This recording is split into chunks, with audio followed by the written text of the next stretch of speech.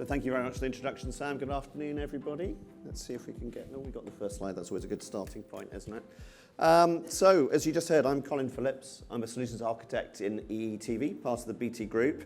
And we deliver IP and hybrid, live and on-demand services here in the UK. And as Sam said, I'm delighted to be asked back to kickstart this afternoon's track on the Future TV network with an update on a technology that our applied research division has developed, which we think will play a key part in those future networks for making live TV streaming truly scalable for a mass audience. It's called MAUD, Multicast-Assisted Unicast Delivery. So last year I presented on the basics of how this technology works, and I don't know, quick show of hands, how many people were here last year? About half, third, something like that. Okay, thank you. So I will provide a brief recap for those that weren't here last year. Hopefully that'll be informative. But then I'm going to move on to describe the work that we've been doing to get the technology out of our labs and onto our live network for an end-user trial. We've partnered with Broadpeak, the market leader in conventional multicast ABR delivery, to combine their nano CDN multicast ABR solution with MAUD to create a product that can be used on anyone's network, not just on ours. And we've also worked closely with market-leading CDN companies to create the world's first and the second, and we'll come to that a little bit later on, MAUD-enabled CDNs for the same reason. And I'll be describing how we've done that and the results we've achieved so far in our trials in the presentation. It's only a short slot, so if we don't have time for any questions, do please come and find me in the break and let me know what you'd like to know. So first of all, I'd just like to remind everybody of the problem that we're trying to solve. We've heard a lot so far today, particularly the ITV presentation. I think I'd note about the growth in streaming traffic. Was it 40 terabits per second you said? The worst case scenario. Okay, so we've got a fire hose of IP-delivered content coming towards us. And this graph shows you a little bit of that, our network view of the daily traffic broadband growth over the BT network over the last 5 years. The trend line, the pink line, shows you the average growth. But I'd also draw your attention to the peaks. Particularly the highest peak we had just before Christmas was at just under 30 terabits per second, driven by live football being shown on IP delivery only. So as I said last year, although the long-term trend for TV consumption marks a steady shift away from linear viewing to on-demand, certain event classes, particularly led by live sports, continue to attract a mass audience and always will do. As you can see from the purple line, which is tracking those spikes in performance, those peaks are driving demand to grow at a faster rate than the overall IP traffic volumes. And the network has to be able to provide adequate capacity for those peaks, even though most of that capacity will be unused outside the viewing peaks. This is inefficient and drives up costs for the whole ecosystem, and that's before we get to broadcast switch-off. So in the UK government and governments elsewhere are consulting on the future of TV distribution, and we may find that this traffic is going to get added to the IP spikes in years to come. If you look at the Euros in 2022 and 2024 there, you'll see there's a dip in broadband traffic. So those were available on terrestrial TV, and people switched off their IP devices and started to watch content on conventional distribution. So when that traffic translates to broadband demand, we're going to see even higher viewing peaks there. So finding a technology that offers the same seamless experience that customers expect today for live viewing, it just works, whilst limiting the investment needed to achieve it is sorely needed. And that's where MAUD comes in. So our solution to this is Multicast-Assisted Unicast Delivery. Just recall, with conventional unicast ABR delivery of live content, 1 million people viewing the same stream results in 1 million different streams flowing through the network. Multicast delivery lets us deliver a single copy over a particular network. It's much more scalable and efficient, and it's a really well-established technology. It's been around since the very early days of IP, and it's still used even now for some managed IP TV services. However, it doesn't travel over the public internet. So today's streamers are delivering content in ABR content. So to convert to multicast, there needs to be a conversion at the entry point into an ISP's network. It gets carried in multicast across the network, and then back at the edge, it needs to be converted back to unicast for delivery to the end devices. So existing multicast ABR solutions require bespoke integrations between content providers and internet service providers, and often changes the content providers' players themselves. These have been substantial barriers to the adoption of multicast ABR. Imagine yourself as a content provider having to make early bespoke changes for each ISP you deliver your content over, and possibly changing your player as well. With Maud, the integration is done with the CDN. So the content provider just continues to use their preferred CDN as normal, and then no player changes required. The CDN takes care of the routing for you. So we've developed two key components that implement that to put the bulk of our ABR content over a multicast stream, the audio-video part of it that's common to everybody consuming the stream. We do that with a component called the route proxy. So it interfaces to the CDN, takes a single unicast stream as input, and puts the bulk of the content out as a multicast stream inside the ISP's network. So we take a single copy rather than millions of copies. And in the end user's home, the edge proxy, running on the home gateway, the broadband router, converts the stream back to unicast for delivery to the unchanged content provider application running on the end user's devices. From the user's perspective, the stream just works.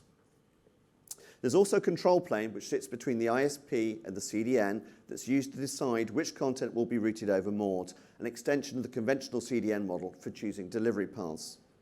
It's also important to note that Maud preserves the CDN visibility of the headers from each client, enabling access control, targeted advertising, and other key CDN-dependent features to work unmodified. So just to give you a little bit more of an idea about that, consider this use case where we've got a couple of clients. It could also be a couple of million. So we're going to watch a live stream. @1 tunes into the live stream. It sends a HTTP GET request for the first piece of live content. That passes through the edge proxy. It gets the route proxy and sees that we're not already carrying content over multicast, and so it sends the whole request to the CDN. The CDN responds with the first packet of that live video, and then the route proxy then separates that into a header, which is unique to the client, and sends it over a unicast connection to the client. But the body, which contains the video, is sent over multicast. Those two route separately back to the edge proxy, they're recombined, and then they get delivered out to the client as a single packet, just as it came in for the CDN. So from the client, you can see there's no change. It just works the same as ever it did. When you have your second client, or your 2 millionth client join, it makes the same GET request for the same piece of content. It gets passed through the edge proxy. But when it reaches the route proxy, it's aware that we're already carrying that content over Maud, over the multicast delivery. So it just makes a head request to the CDN, very lightweight. That response gets sent back to the edge proxy for the second client, and combined with the video content running over multicast to make a packet that looks as if it's come directly from the CDN, but we've actually only carried the header of that. So you can see we're serving 2 clients, or 2 million clients, with the bulk AV data sent only once, and the CDN and the client player have full one-to-one visibility of each other. So the first implementation of this was done in our R&D testing, which we reported on in our 2023 IBC paper called Multicast-Assisted Unicast Delivery, and which continued into early 2024 in testing. So far I've recapped where we were last year, and you would have heard about that last year as well. But as I mentioned in my introduction, I'd like to move on to the live trialing that we've been doing on the BT network over the last few months since then, with both company internal and a limited number of external participants. So this time last year, we announced our partnership with Broadpeak to productionize Maud, leveraging their experience in already serving millions of customers with their pre-Maud multicast ABR solution deployed at places like Telecom Italia, Orange in France, and America Mobile in Mexico, amongst others. We've combined their transcaster with a Maud route proxy at the CDN ingest point, and their nano CDN with the edge proxy at the egress point. We're hosting the route proxy in our own network cloud, although we could have of course, used a public cloud provider like AWS or Azure. And at the edge proxy, we've integrated that into our largest volume shipping hub, the EE Smart Hub Plus. And I'd like to say a little bit about that point. You know, working with unmodified CP is so important to get this technology deployable. The EE Smart Hub Plus is our first product based on our new shared source Indigo platform for hubs. This decouples hardware from software and brings the hub software stack fully under our own control. Crucially, Indigo incorporates container technology. You can see the LXC logo on the slide, which enables support for third-party module plugins to be quickly and easily integrated for deployment to our whole broadband base. We've got examples so far of partnerships for our Wi-Fi enhancer, which gives improved gaming performance over Wi-Fi to shave those critical milliseconds off latency, or make sure your Teams calls work reliably even when the rest of the family is using the home Wi-Fi. There's also an option for enhanced cybersecurity for the devices on the home network. So for Maud and the Nano CDN implementation, we've written a plugin that runs in a container on that standard Smart Hub Plus. So that was quick to do. It runs inside the standard memory footprint. It's just a software deployment to that container. This has made it quick and easy to produce and deploy. Turning to the CDN integration, and I mentioned we've done two. So the first one we did was with Edgio, and that was completed in a couple of weeks. Pretty lightweight process. And we started the trial very successfully with them. Great partner. Unfortunately, as you may know, Edgio entered Chapter 11 bankruptcy towards the end of last year and stopped trading this January entirely. So this led us to pivot to our second integration of Maud with the CDN. I'm really pleased to announce today that our new partner in that is Quilt. That was a similarly quick integration process with root proxy configuration to point at Quilt endpoints for manifest files and segments, and a change to add Quilt URLs to our linear channel configuration in our back office. No changes were required in the CDN hardware in our networks to accommodate this. The yellow arrow you see in the middle, we allocated some of our network multicast bandwidth in the Maud trial to enable us to carry transcasted content to the edge proxies of our trialists over a multicast connection. So I really shouldn't forget the content in this, because content is king, as people always say. Having that compelling content to try is, of course, critical to any successful trial. And we look to select one channel from the over 200 linear channels that we carry through our cloud head end. And we're very grateful to the BBC that the trial has been able to use BBC Two content as one of the most popular channels, both with our viewers and, of course, to our trialists. For the back office, we made some configuration changes to enable our trialists to consume the Maud-delivered version of BBC Two, that live channel, whilst ensuring all our other regular customers continued to receive the same non-Maud ABR service as before.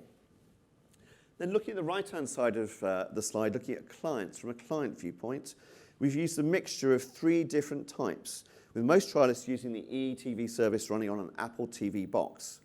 As you'd expect with Maud, there were no changes at all required for that, and the Maud-delivered channel set alongside all the other channels, enabling our trialists to use their boxes in a completely normal way.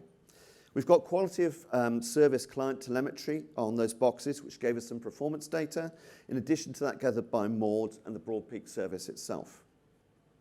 Sitting alongside our human trialists, we also used a number of Raspberry Pis to run a variety of predefined test cases to check on response times, verify scalability, and to exercise all the client-side performance gathering that we needed. And then lastly, in terms of CPE, we're working in partnership with UView to prove Maud support on our EETV UView set-top box estate, with a view to introducing the service to that estate after the successful conclusion of our Maud trialling work. So I hear you say, that's all very interesting, but how's it actually worked in practice? So my last slide is going to give you a bit of a sense of that. So it shows the traffic volumes for our trial service over a period of just over 4 months or so. So the green bars show content that's been delivered in multicast over Maud, the vast majority, you can see more than 60%. The blue bars are showing content that was delivered in unicast and that we would expect to be served over unicast. So that includes things like the headers that we saw earlier on, trick play, which is outside the edge proxy buffer, ABR renditions other than the top tier. We only carried the top tier here. We chose to do that. It could carry more. And fast start for quick channel change with a unicast burst. The small amount of orange traffic you see is stuff that's been served in unicast for other reasons, like error correction, stream, system load, no multicast received, or some other cause. They're pretty small, as you can see.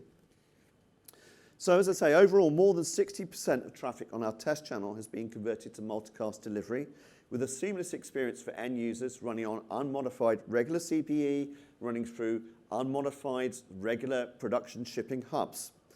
The trial has taken Maud from an R&D concept to implementation in the real world on a live network, on on regular set-top boxes and regular gateways, and it successfully demonstrated Maude's ability to flatten peaks of network traffic by switching to a more efficient multicast delivery method. So now we're looking forward to broadening the trial to add more users, increase the number of channels, increase addressable advertising efficiency, and to continue to work with Broadpeak to complete the productionization of the process to bring this transformational technology to market.